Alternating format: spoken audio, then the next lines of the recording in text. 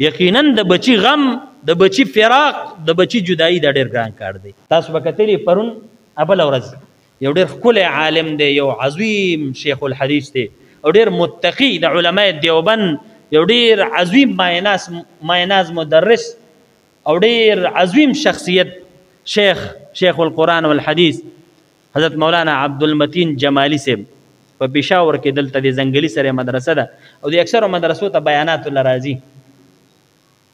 د هغه یو زوی بیمار شوی و، د کینسر بیمار و، د قرآن حافظ مو محمود الحسن جمالی په نوم باندې.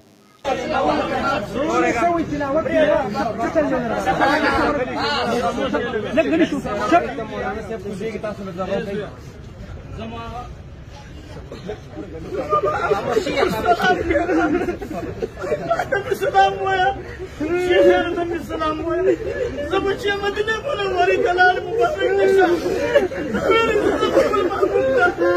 زبشي زبشي الله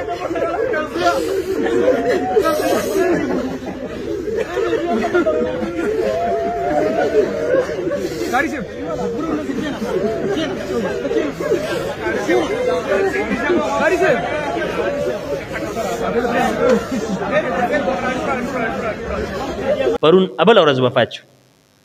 قسم په الله د دې عالم د جمعې بیان ما اورېدلی دی، تاسو په دې نټو ګورئ. هغه شته یوه دعا کوي د زوی دپاره، یاره هغه دعا چې اورې ستا به پرې رحم راشي، ته به ورسره جاړې. دومره ناشنا الفاظ وایي، داسې کوکې او چغې وایي الله ته او د بچي باره کې خلکو ته او د علماو ته عوامو ته منت کوي چې زما د بچي دپاره د الله نه سوال وکړي.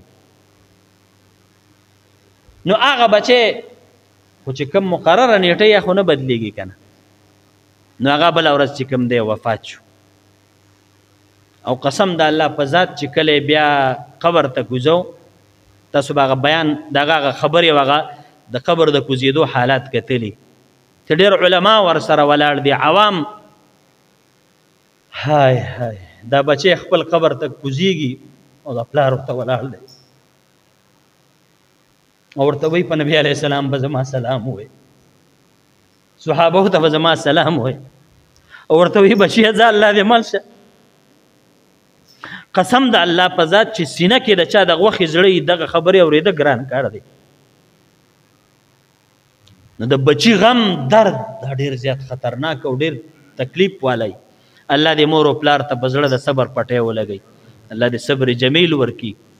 نو هغه عالم وایي زما د زړه ډېر تمناګانې او ارمانونه هغه اوبو یوړل. ځوان جانو او ډېر ښایسته تلاوت یې کوه، وختي مې یو تلاوت هم د هغه واورېده. ما وی دې مور په زړه به څه تېرېږي، د دې پلار په زړه به څه تېرېږي.